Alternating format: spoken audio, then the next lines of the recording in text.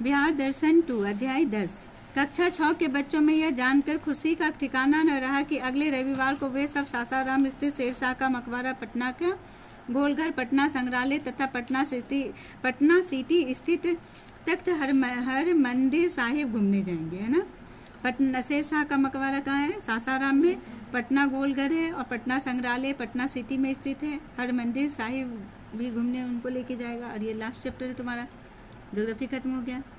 शिक्षक ने बताया कि कल प्रधानाध्यापक इस संबंध में बात करेंगे। अगले दिन प्रार्थना के बाद प्रधानाध्यापक ने वर्ग 6 के बच्चों को अपने कक्ष में बुलाकर महत्वपूर्ण निर्देश दिए।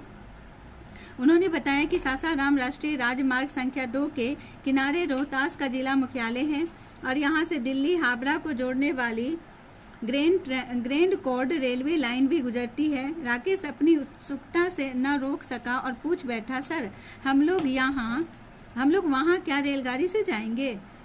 सितंबर और मई महीने में शैक्षिक परिभ्रमण पर जाने से पूर्व पहले महत्वपूर्ण सामानों की सूची बनाएं। प्रधानाध्यापक मुस्कुराते हुए बोले, नहीं, हम लोग ने एक बस किराए पर ले रखी है और बस में से ही हम लोग सासाराम में मकबरा देखेंगे, वहीं से पटना पहुँचेंगे। प्रधानाध्यापक ने सभी बच्चों को उस दिन स्कूल ड्रेस पहनकर तथा एक डायरी कलम के साथ आने का सुझाव दिया। उन्होंने बच्चों को 3 समूह में बांट दिया और निर्देश दिया कि प्रत्येक समूह के बच्चे देखे गए स्थलों के संबंध में प्राप्त जानकारियां और सूचनाएं नोट करेंगे। परिभ्रमण से लौटने के बाद बड़े समूहों में इसकी चर्चा की जाएगी। निर्धारित समय पर सभी बच्चों ने पहले से तय दर्शनीय स्थलों को देखा। शनिवार के दिन विद्यालय की बाल सभा में प्रधानाध्यापक के निर्देशानुसार समूह क के बच्चों ने बड़े समूह को अफगान शासक कहने का अर्थ है शिक्षक से पता कीजिए। अफगान शासक कहने का क्या अर्थ है? शिक्षक से पता कीजिए। बताया गया कि रोहतास जिला मुख्यालय सासाराम में अफगान शासक शेरशाह का मकबरा स्थित है। फरीद खान ने युवा काल में ही अपने संरक्षण की रक्षा करते हुए एक शेर को तलवार से ही वार में 2 टुकड़े में कर दिए थे। तभी से उसे शेरशाह पुकारा जाने लगा, है ना। शेरशाह सूरी जो थे वो क्या किए थे? शेर को एक ही तीर से 2 टुकड़े में, वो तलवार से 2 टुकड़ों में काट दिए थे। उन्हें उसी दिन से उसे शेरशाह सूरी कहा जाता, शेरशाह के नाम से जाना जाता है। शेरशाह ने हुमायूं को हटाकर भारत की गद्दी पर कब्जा कर लिया था। यह मकबरा शेरशाह ने अपने जीवन काल में ही बनवाया प्रारंभ कर दिया था। अब ये शेर को काटना तो सही नहीं था, मगर वो पहले तो जंगल में रहते थे लोग, है ना, तो अपने बचाव के लिए काटे होंगे। और दूसरी बात, शेरशाह सूरी जो था वो बहुत हमारे बिहार के लिए बहुत अच्छे काम किए। ग्रैंड ट्रंक रोड भी बनवाए वो, है ना, बहुत सारे अच्छे चीज़ दे के गए हैं शेरशाह सूरी। यह मकबरा अष्टकोणीय है जो लाल पत्थरों से बना हुआ है। मकबरे की छत गोल गुंबद के रूप में। यह मकबरा एक तालाब के बीचों बीच और वहां तक जाने के बीचों बीच एक पुलिया मुख्य द्वार से मकबरा तक बनी हुई है। यह मकबरा भारतीय पुरातत्व संरक्षण विभाग में संरक्षण में है और इसमें कर्मचारी इसकी देख कर सकते हैं। यह कहकर समूह क ने अपनी बात समाप्त कर ली। ये गोलघर है पटना का। सभी बच्चों ने तालियां बजाकर स्वागत किया। अब समूह ख की बारी थी। समूह ख की ओर से रीता ने कहना शुरू किया, हम लोग दोपहर के समय पटना पहुंचे।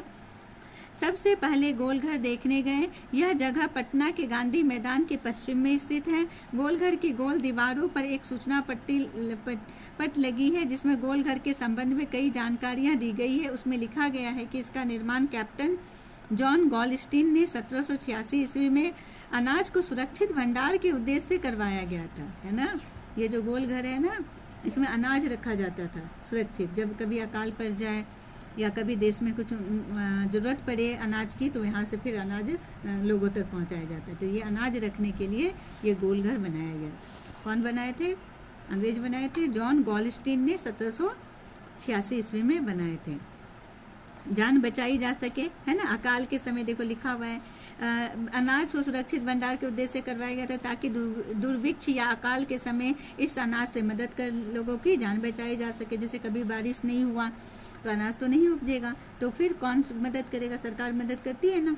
कभी बाढ़ आ जाता है तो फिर कहाँ से अनाज पहुँचाती है? तो अभी भी बहुत सारे स्टोर हैं जहाँ पर क्या रखते हैं, अनाज को रखा जाता है ना। फिर उसके बाद जब ज़रूरत पड़ती है लोगों को तो फिर उसके द्वारा सरकार मदद करती है। इसकी दीवारें 12 फीट मोटी और 96 फीट ऊंची है। इसके शीर्ष पर चढ़ने के लिए दोनों ओर से सीढ़ियां बनी हुई है। हम सब सीढ़ियां चढ़कर गोलघर के ऊपर पहुंचे। वहां से पूरा पटना शहर दिखाई देता है ना। हम गए हैं यहाँ पर, तुम लोग भी जाना कभी। उत्तर दिशा में गंगा नदी बिल्कुल पास में बहती है। दूर पूरब में महात्मा गांधी सेतु दिखाई दे पड़ता है, जिसका विस्तार दूर तक दिखाई देता है। गांधी मैदान, विहंगम खुला क्षेत्र और किनारे पर स्थित श्री कृष्ण मेमोरियल हॉल तथा चारों ओर ऊंची इमारतें बहुत ही आकर्षक लगती हैं। इतना कहकर रीता चुप हो गई। उसी समूह के रवि ने बात आगे बढ़ाई। गोलघर के निकट में ही पटना संग्रहालय स्थित है।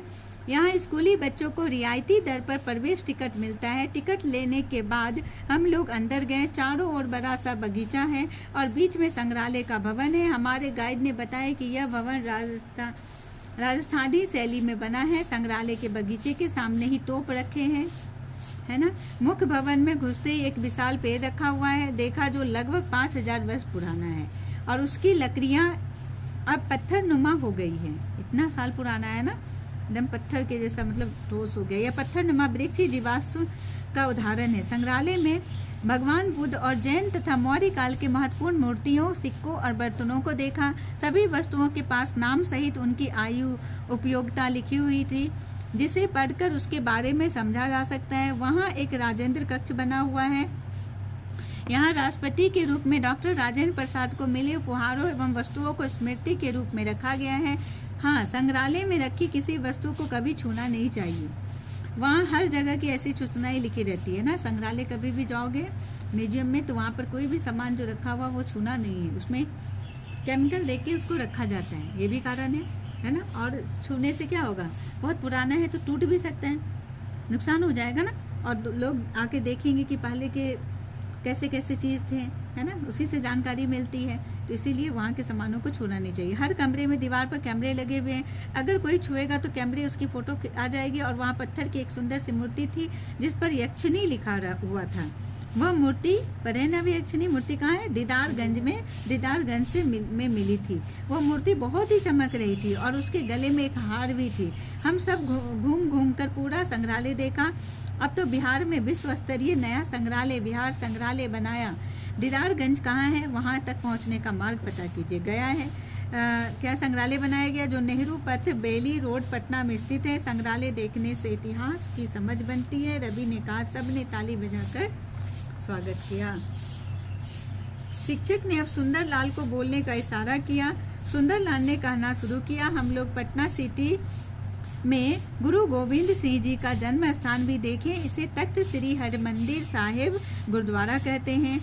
बताए थे तुमको कि यहाँ पर भी गुरुद्वारा है, वहाँ पर एक दिन चलना, है ना, देखने के लिए कैसे वहाँ पर रहते हैं। सफ़ेद संगमरमर से बना यह गुरुद्वारा भव्य है। शुक्रवार को होगा तो जाना। यह सिखों का प्रसिद्ध तीर्थ स्थल है। गुरु गोविंद सिंह के जन्म दिवस पर यहाँ भव्य मेला लगता है, जहाँ देश विदेश के सिख भाग लेने आते हैं।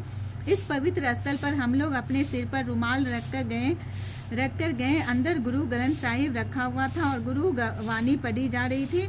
बाहर निकलने पर प्रसाद मिला। यहाँ लंगर भी चलता है, जहाँ लोगों को निःशुल्क भोजन कराया जाता है। शाम हो गई थी, हम लोग बस में बैठकर घर लौट आ गए। सभी बच्चों ने तालियां बजाकर इन सब को महत्वपूर्ण जानकारियाँ देने के लिए धन्यवाद दिया और आपस में इन्हीं स्थलों के बारे में चर्चा करने लगे।